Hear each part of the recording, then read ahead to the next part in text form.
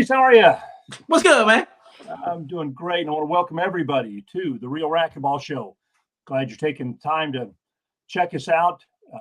Hope we have some good updates for everybody for the show. This is game 39 at the Real Racquetball Show. So really appreciate everybody taking time. Please like the feed, share it, get it around. We've got some good information and some great guests to have on for this evening. I know everybody's chomping at the bit to go watch a basketball game tonight, but we're going to talk some racquetball first. Yeah. So, how are you? I'm doing all right, Mike. A little bit tired. Just having fun. You know, being a father is fantastic. Trying to hit the courts a little bit more. Got to prepare for a couple events coming up. You know, we got Vegas coming up in October. I think it is. Yeah, somewhere around there. Okay. I just put October. It could be September, October, November, maybe December. I don't know yet. You know, we got to go take that title. So, you know, it is what it is. Hey, I'm looking forward. I really am. And we've got a lot of events going on right now. There's all kinds of racquetball all over the country. So I want to thank you, since I was unable to be on the show last week or last event, that you and Connor did a great job. Really appreciate you guys stepping in and taking the lead on that. And I watched it that next morning, and looks like you guys really did a great job. So it looked like a good show. At Intercollegiate, was there a little birdie that told me that you might have gotten a little bit of extracurricular activities out there? I got on hit ball around a little bit, yes. Like that? There you go. Yeah, there's proof of it. Let's go. Finally ended the streak, Mike. Finally. Yeah. Oh, man. Finally. Well, everybody was.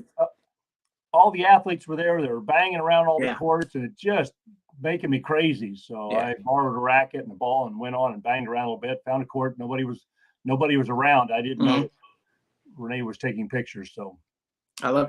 Renee sent it to me. What day was that? Was it Tuesday? I don't remember the day. Tuesday, Wednesday, Thursday. One of the days. And she had said that we had the thing with the smoke detector. Right? Yeah. And she was like, Mike got on court. You might have lost. I was like, no, they came and fixed it. Like, he's technically a little too slow. But it was awesome. I loved it. It was great seeing you there. All right. I had a lot of fun. And speaking of which, there's the Intercollegiate Championships. We're going to do a little bit of a wrap up on that. It was in Tucson, Arizona, which was just it's a beautiful place. If you haven't traveled to Tucson, it's really a very beautiful place.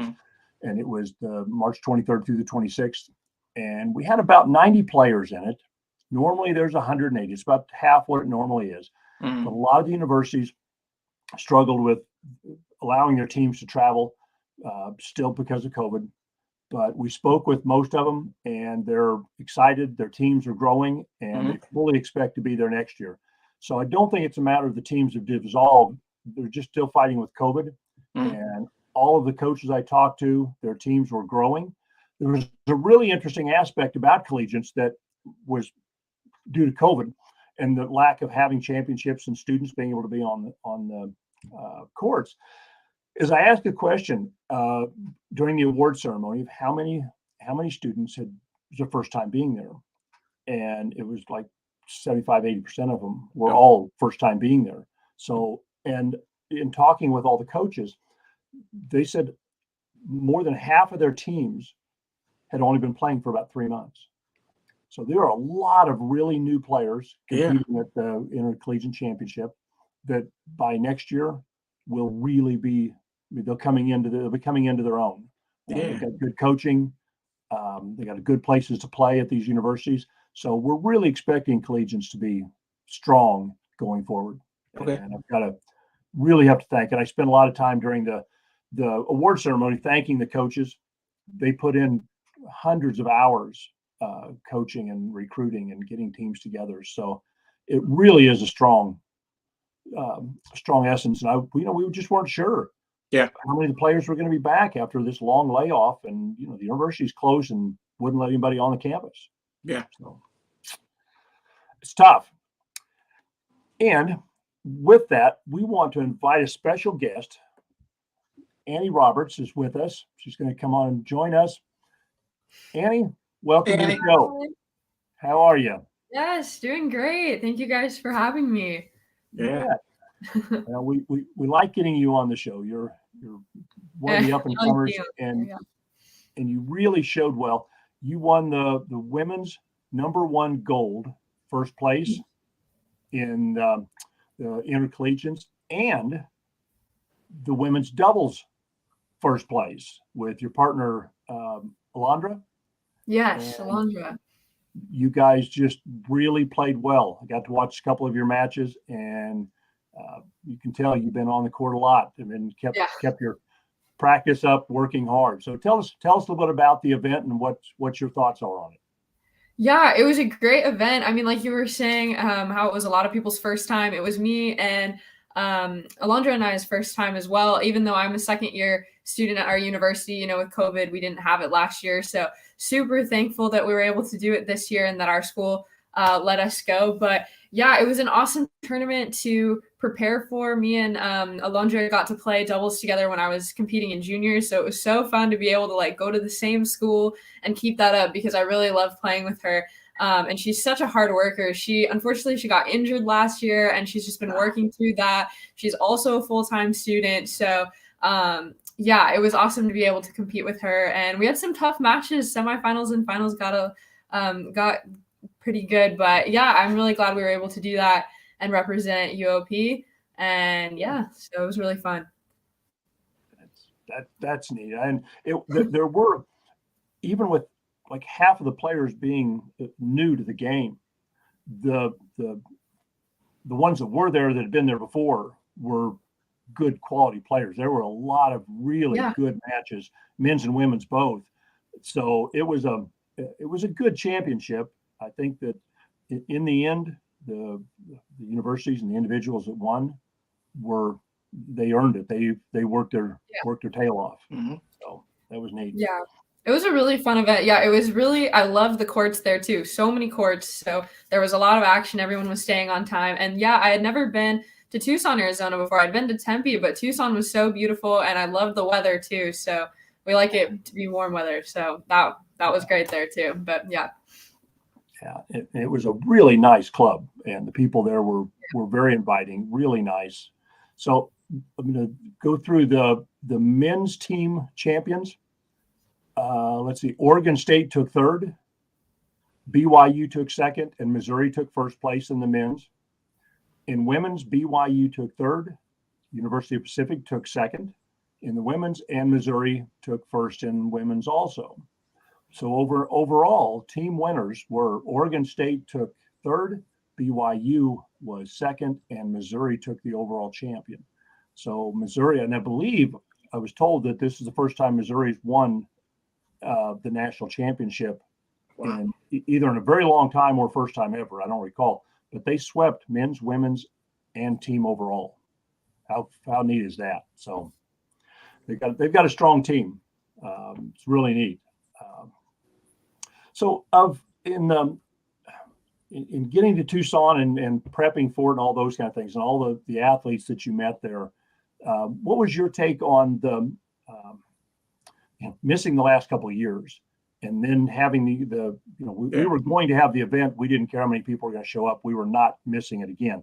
We found the venue that would let us in. We were going to have it. So what was kind of the feel from the athletes on missing the last couple of years and now getting a chance to go to Tucson and compete? Yeah. I mean, I think that's what made it so exciting was we had the same mentality here. We were like, you know what, there's a day, COVID is really unpredictable, but we're going to train and get excited for this event. Like it's going to happen no matter what. So I'm very glad that it did happen. And it was so awesome to meet so many new people. It felt like kind of going to the high school championships again, where it's just like super competitive, but then you also have this really fun aspect of the teams there too. So yeah, it was really great in that way. So congratulations again. I'm sorry. I like the product placement. I'm just saying, fantastic. I was trying not to say it. This is great. Now that you've won Intercollegiates, what's your next event? Is there any other tournament you might be preparing for? Yeah, nationals, just another USA Racquetball event is coming up in the end of May for national singles and doubles tournament. So getting really excited for that. That's kind of a longer break than I normally have between tournaments, but that just means more time to prepare, to, fine tune some stuff up and get ready. So yeah, going to be really excited to play doubles and singles, and I'll be fighting for a spot on the US team. So that'll be really fun. Congrats. I hope you get it. Yeah. We're excited. We're really looking forward to that event. It's been a while since we've been able to host national events, so every one we're just really excited about. Yeah. Well, I know when you travel, do you take a coach? Who all travels with you when you go to like the collegiates? I know for high schoolers you probably needed people to travel with you, but now that you're in college, did you have people travel with you for this event? Yeah, well, I mean, my doubles partner, but then our coach Dave Ellis also went with us. So we were super blessed to have him come with us. He's a great coach. He's huge here for the racquetball program in Stockton. He and John both. And so, we were really grateful he got to go with us, and he was coaching us through training in the last few months too. So it was really awesome to have him by our side too. So nice. Yeah, Great. 3 of us. Cool. It's good that you get to travel, and Dave is such a racquetball guru that you just can't go wrong with Dave, and he's such a great gentleman to have around. I really enjoyed seeing him there. He's one of the racquetball icons. Really, he's seen a lot of racquetball, so he knows what to do, any game, any situation. So that's great. Yeah. All right. Well, anybody else you want to thank before we let you go? Before we move on? Thank you. There we go. Sorry. Yeah, thank you to everyone here in Stockton who helped me train and get ready for this. Everyone from my teammates and coaches to the people at the club who train with us all the time, setting up practice matches. It's so helpful. So can't thank you guys enough. Reaching Your Dream Foundation was a huge supporter of us getting to collegiate. So thank you so much to them. And they're always helping me with events. So if you want to donate to them to help them just grow even more and help us out and grow the sport, that would be awesome. And then, like Maurice said, got to thank Gearbox. They have the best gear out there, the best clothes. So me and Alondra were both playing with them this weekend. So huge thank you to them. Thank you to you guys for putting on such a great event. So thank you. Yeah. Well, we appreciate that. And we will keep putting them on. People keep coming and playing. It's just so much fun to do. So congratulations again to you and your team. And we will see you again very shortly, hopefully in Texas. And maybe if you find something before that they stream, we'll look forward to watching you play. All right. Sounds good. Thank you so much. Yeah. Congrats again. Thank you. Bye, guys. See ya. Such a good representative of racquetball. I really like her a lot. And a true women's up and comer. She's competing at a very high level, and I enjoyed watching her play in Tempe or in Tucson. I keep saying Tempe, but in Tucson. Okay. It's just natural. It's okay. No wrongs with it. But no, I've been, like I said, I've seen her play a couple of times as she's been getting older. Just watching a match and doing it, she's been improving quite a bit. It's going to be interesting to see if she does do the pro tour or whatever she chooses to enter in.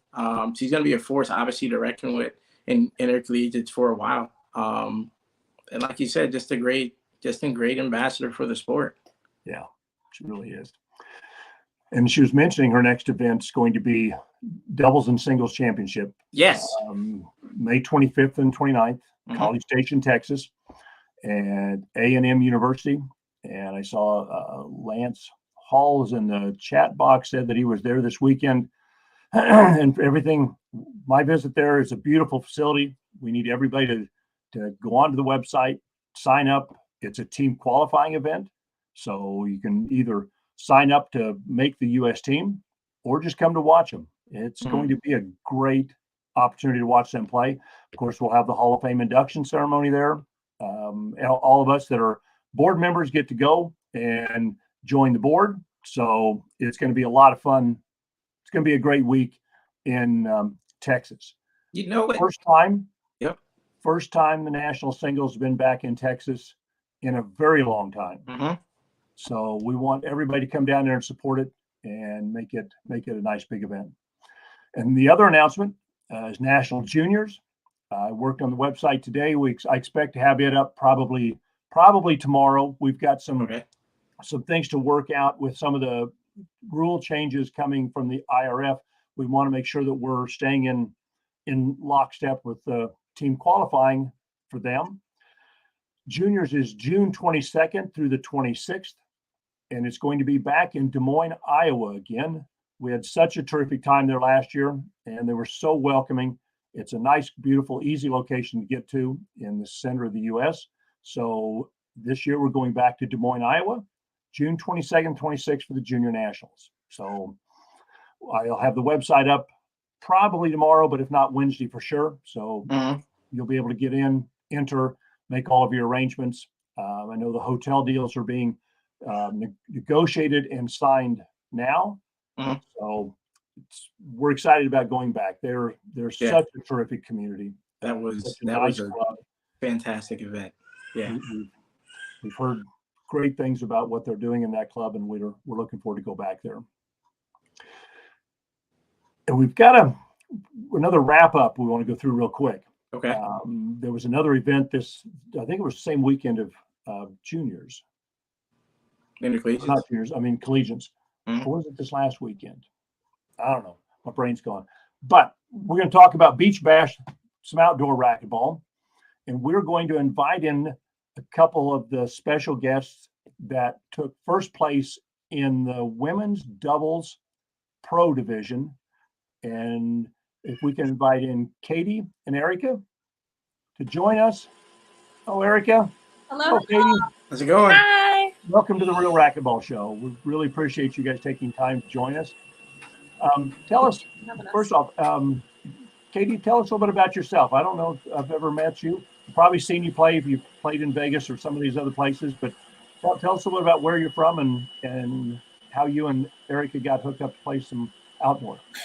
So I actually started playing in college in Connecticut at the University of Connecticut. So definitely went to some of those intercollegiate tournaments with my school. And then I moved out to Arizona, and I've been here for the past about 3 years and been playing. And so I played in Vegas, I think the year of the pandemic, and I got paired with Nick Riffle, and we did really well. And then he's noticed that I was going to Beach Bash, and he's like, I've got this really cool person you should totally play women's with. And I was like, okay, tell me. And so he hooked Erica and I up, and it was a pretty good match. Apparently you guys gelled real quick because you went in as the low seed and ended up winning the tournament over some really experienced outdoor players. So Erica, how'd that happen? Well, one, it was very nice having an outdoor partner. So, Katie, thank you. And no, I mean, we were challenged from round one. I mean, we kind of just got thrown into the deep end. We played experienced one wall ballers from New York. And so for people that don't know, I believe one wall was originated from New York. Yeah. And so, I mean, they were just crazy. Like they were amazing. They were tough. It was mentally challenging. The whole entire crowd was for them. So the moment they got a point, all of them were just screaming and yelling and like banging on the fence. And we're just like, oh boy. So, but it was just really cool. Like just the way we meshed, the way that we were able to just kind of give each other feedback. And it was literally just how to keep the ball in the court. And it's just so different from racquetball. I mean, racquetball, indoor racquetball, you're trying to kill everything. But in outdoor, that's not the case. And a lot of times you want to hit it about chest high, like 50, 60%. And that's just something that none of us are used to. So to be able to challenge and being able to change it, and the challenges that all the incredible outdoor players gave us was just such an incredible experience. So a lot of fun too. Playing one wall, and it's from what you told me in the pre-show meeting that you hadn't played a lot of one wall. And So was it hard for you not to shoot for the sidewalls? I mean, I know I played a little bit outdoor and it was difficult not to hit ceiling to play defense. So, but you get over that part pretty quick, but not having a sidewall would really be hard. Yeah, that's where it's nice having Katie as a partner because she kept my head on straight. She's like, just hit it in the middle of the court. Like, just keep going. Color between the lines was our motto for the weekend. Yeah, scribble, color in the lines.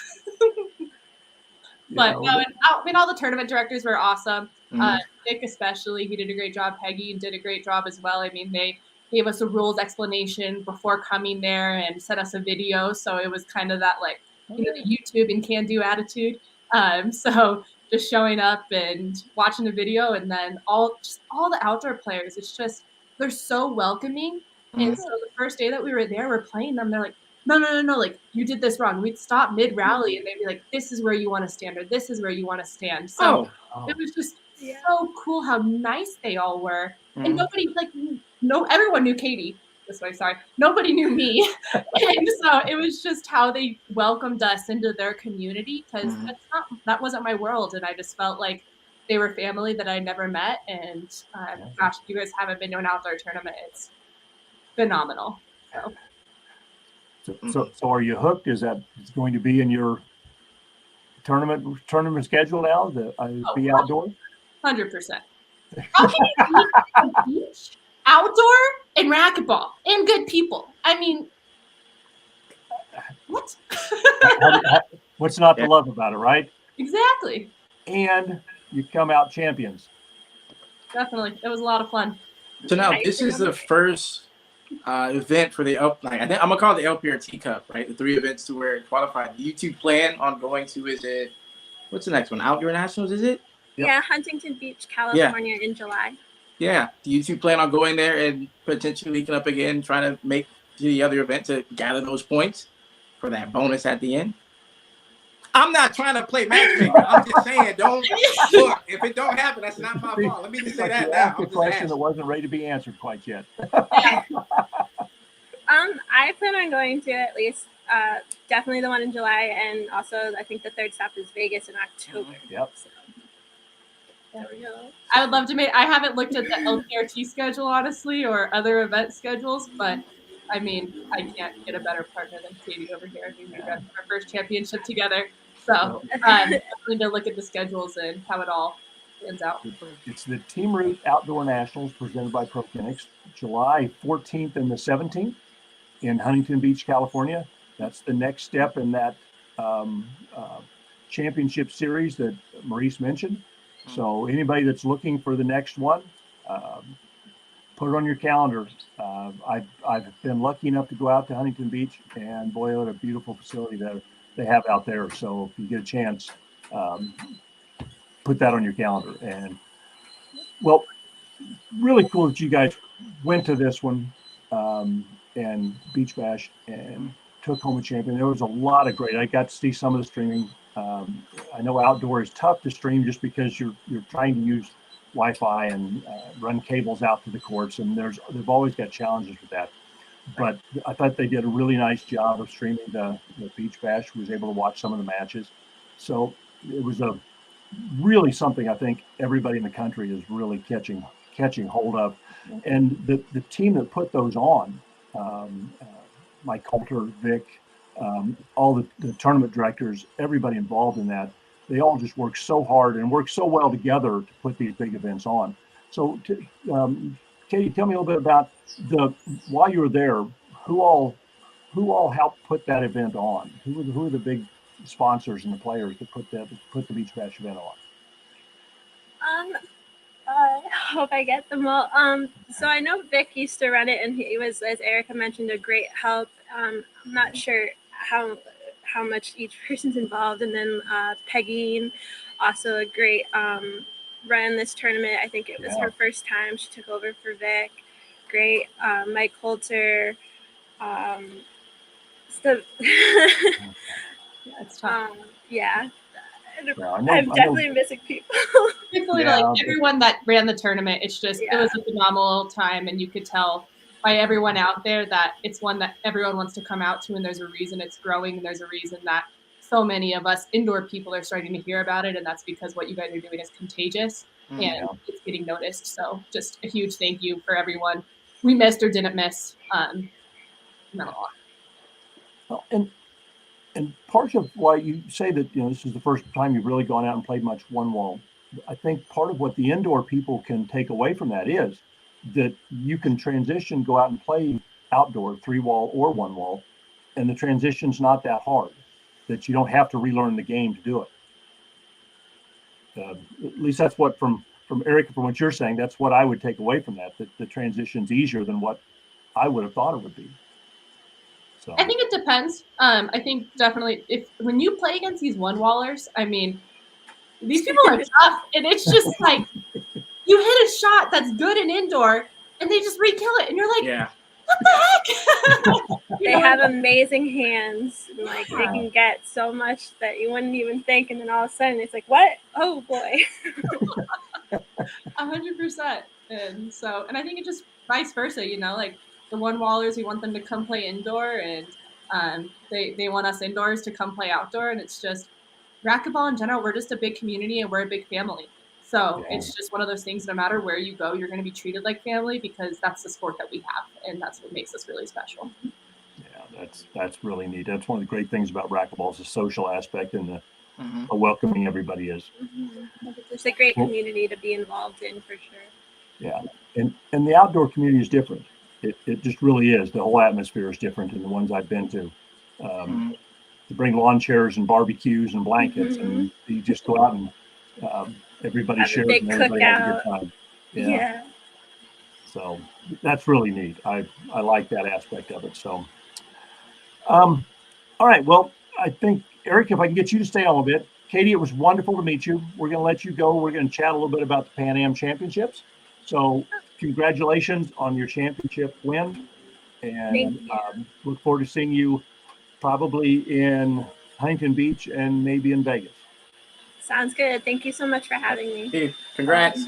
Thank you. Bye. All right.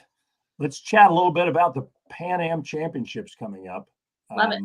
I know you've been working hard on that, and we've met several flex times. it. Go ahead. Flex Oh, it. no, I was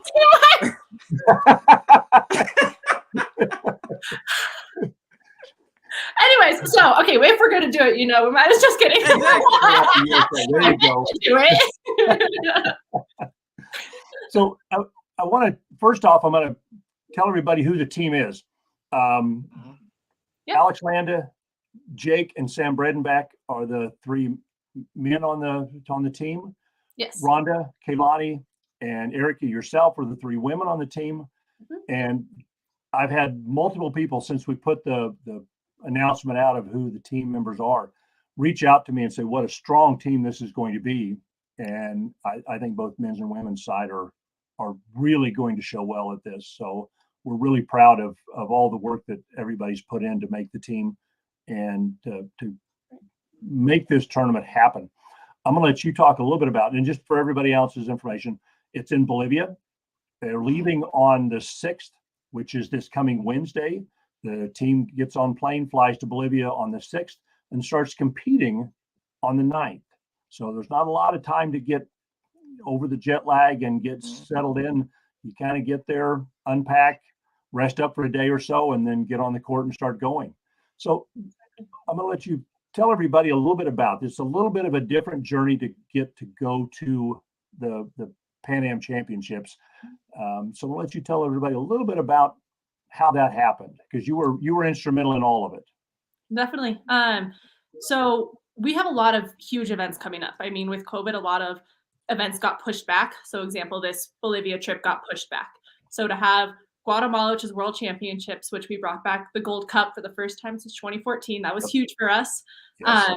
So that qualified our team to go to World Games. Those are World Games is only for single players. So Rhonda, Kaylani, Jake, and Alex will all be going there, and that's going to be held in Birmingham, Alabama, later this year as well. So we had Guatemala, and now we have Bolivia, which is one of the qualifier games, one of the qualifier championships for Pan Am Games, which for you guys that don't know, that's the biggest tournament we get in racquetball. So kind of how like the it's Olympics, Pan Am Games, World Games, or actually maybe somewhere in there, but it's one of the three, and it's just that's the one for our sport, you know. And so that's the time when you're with all the other teams, and you're competing together with all the other sports for Team USA. So this is one of those qualifier championships, so it's super important. And then later this year, we also have another one of the qualifiers for Pan Am Games, which is in where's the last one this year? I forget what the one is later this year. The World. San Luis Potosí. The World, yeah, St. Louis Potosí. Yep. And so with just so many events going on, it's just finances are low right now. And gosh, how I'm already getting chills. Like how amazing this community was to come together and support us. Like, guys, thank you. Just to everyone in the community. I mean, playing for Team USA is something I've been doing since 6 years old. And now I'm 24. And so it's just playing for Team USA and playing for this community and knowing that this community is behind us and supporting us is just, I just don't even have words for it. I mean, Randy Root, he came in and was a huge donator. Stuart was a huge donator. Jamie Torres, we had, goodness, I'm going to miss so many people, even our coach, Jim Durham. But gosh, we had, I think, 45 donors that came in. And within 2 days, we were able to raise $17,000 for us to go. And it's just mind-blowing, the support and the community behind us. And we're just doing everything we can as athletes to make this work and that you guys have tried. So yeah, that's incredibly impressive that the community stepped up and wanted to help and were so willing to help. And I had several of them reach out to me and ask me if this was, is this something really that we need to donate to? And of course, it is that to travel to 3 events is difficult. And boy, they responded so well. But so it's great. I'll put my thank you out to everyone that donated to it. And it truly is. This is what's making this trip happen.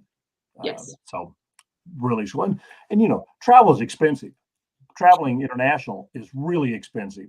Yes. I looked at flights just as we were investigating who was going as team and support for this. And a flight out of Kansas City to Bolivia was like $1,800. So to send a team and support people to it it's a big undertaking. So tell me, let's tell me a little bit about the new rules and kind of what's your thought, because this is going to be the first major event that is going to be under the new IRF rules with rally scoring and the new hinder appeals rule, those type of things. So tell us a little bit about what you think of those and how much you've been able to practice it, and if you've communicated with the other team members, what their thoughts are on it. Yeah, so for those that don't know, first off, so it's IRF rules, which is International Racquetball Federation. So there's only a couple tournaments a year that we have these rules at. The Ladies Pros and the IRT and USAR has not changed those, except for USA team qualifying events. So it's best 3 out of 5. The first 4 games are to 15, win by 1 point rally scoring. And then the 5th game is a 1 game to 11, win by 2 rally scoring. And then the big difference for hinders is an avoidable. You have to stop mid-rally if you want to call an avoidable. So you don't get to play out the rally anymore, and then appeal, you stop mid-rally. For rally scoring, I played in Tallahassee. They did a invitational out there. It was held by Tim Backhurst, and they did a fantastic job, and Andrew. So fantastic job. So I got to play it a little bit.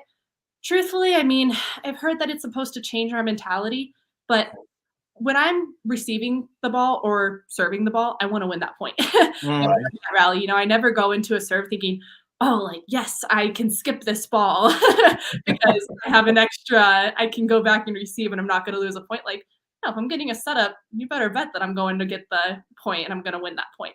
So mentality-wise, I see where people think that it's going to change the mentalities of the players. I truthfully don't think it does, because you need to play with the mentality that you want to win every single rally anyways. And now that's even more important. Big thing with it is you can't be a slow starter with it. You really need to make sure you're getting that warm up in before a match, because you don't have that 6-8 point, maybe sometimes gap where you can come back. It's a lot harder to come back in rally scoring. And the avoidables, I haven't played with it. Maybe it will cut back time.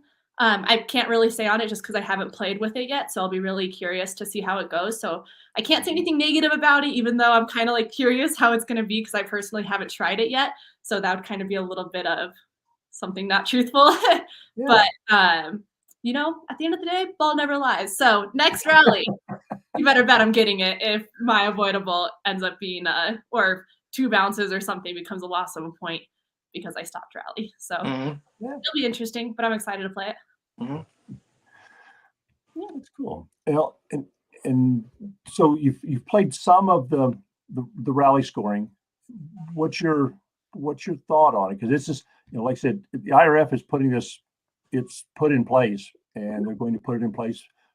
We expect it to be in place for juniors and adults both going forward. So we will have the team qualifying. We'll play with those rules. And there's been a lot of questions about it. It's not affecting the amateur divisions at all. None of the amateur divisions will go rally scoring. We just have no reason to change that right now. So, but I'm curious what's your take on it? Is it because you'll be playing both rally scoring and non, because the LPRT is going to stick with regular scoring for now also. Yes. So you played both. What's your thought on it? What, like it, dislike it? Does it matter? As they're kind of saying in the chat box, like every point matters to me. Everything is there for a reason. So, you know, just tell me how I have to play and know that I'm going to do everything in my power to train and be ready for that competition. So at the end of the day, I mean, the people up top, they all have reasons for the way they do things. And there's a big group, and that's how decisions get made internationally and within our organization. So we have trust in those people. So it's just, it's a system. And as an athlete, all I can do is train and make sure that I'm ready for it. Great. Very well. You ready for Bolivia? Oh, I am so excited. It's been nice. I've been home for a week now since Beach Bash, and just, there's not a lot of times that I'm home for a week anymore. And so to be able to train, gotten together with my trainer, I've gotten together with my different just massage therapist, chiropractor out here, and I've probably been at the gym for about 4 to 6 hours, 4 to 8 hours every single day for the last 5 days, 7 days straight. So it's just, I feel probably the healthiest I've been. Tracking food, nutrition's on point. So I'm just really excited. Yep. Don't you know, tracking food? It's a thing. I'm not going to say nothing. You're right. You got it. Saturated fats are not a thing anymore. Just kidding. We will talk about that at nationals. Woo! No, but obviously, good luck, and thank you for what you did, or for everyone who either donated or organized to help send the team to Bolivia. We didn't have it, and so to be able to come up with it, to be able to send the team out there, I'm sure the 6 of you are going to have done a great job representing Team USA. Hopefully, you can replicate the results from Worlds. I'm just excited. Y'all can go play some racquetball. Yeah, I get to watch vicariously through y'all. Like, yeah, let's go get them. Cheering from here as much as I can. I hope y'all do well. Kind of on that point that you just said, just the whole community. A lot of us on Team USA, we grew up through the junior program. And so it's just one of those things where we're trying to kind of impact, not only just have it the trickle down effect, you know, where if we can do it at Team USA, we want to be able to show you juniors that it's possible. You come to your program, work hard, go to college, get an education, go to collegiates, do high schools, do the system because it works. You know? And just through our team, we have such a close team. I mean, I talk to these guys every single week. You have no idea. And then you go to IRT stops or LPRT stops and your team's still there. So it's not that solo sport, and we're in it together as the community. The amount of fans that come to LPRT stops and IRT stops and are cheering you on. I mean, it's surreal.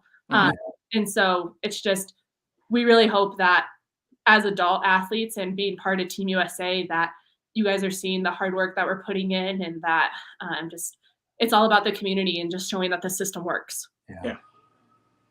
And we're very proud of all the athletes on the team. You guys have all worked so hard, and we're really looking forward to watching you compete. And whatever the outcome is, you guys have put the work in, and it's going to be exciting to watch, and everybody will be cheering for Team USA. That's what's neat about this whole international competition. It's with the IRT and LPRT, it's individual. You go and you compete, but when you compete for Team USA and go to international competitions, it's a team competition, even though you're competing on a court one-on-one. So we're very excited about it. So Erica, we appreciate it. We know you just got back from the gym. We're going to let you go, and best of luck. Tell all of your teammates we're so excited for them to go, and we can't wait to watch everybody compete and go Team USA.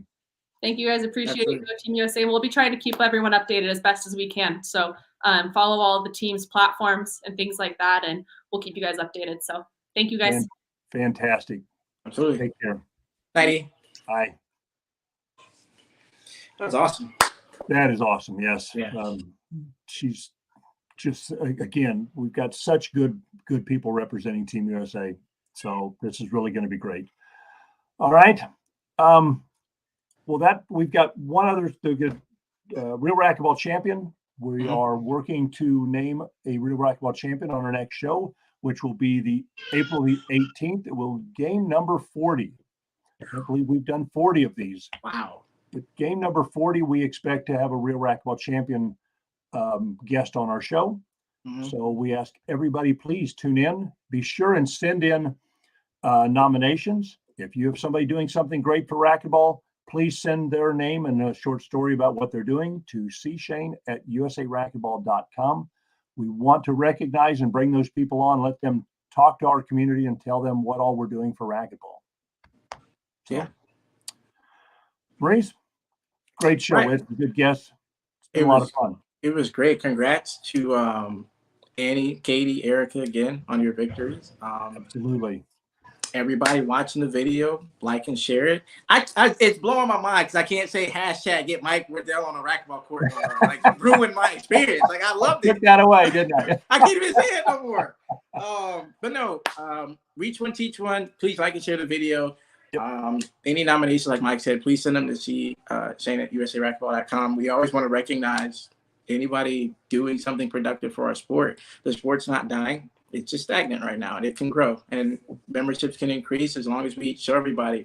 If you see someone who, I just met somebody yesterday, wanted to go train. All right. My best friend and I were just sitting there playing at an LA Fitness, and came and just sat down and watched. And so I had extra rackets, gave them one, went in there, just hit a couple points. And so hopefully just inspiring them to get on. You know, it doesn't matter if I'm Maurice Miller or whatever. I'm a guy who's going to hit the racket or get the racket and hit a ball the same way you are, right? So I can't preach to everybody to do it if I'm not doing it myself. Yep. So, and it's the only way to grow the sport is to get new people in. And the only way to do that is in the clubs and in the courts. I do want to thank everybody that was commenting in the chat box. There are a lot of good comments in there congratulating Annie and Erica. We really appreciate all the comments.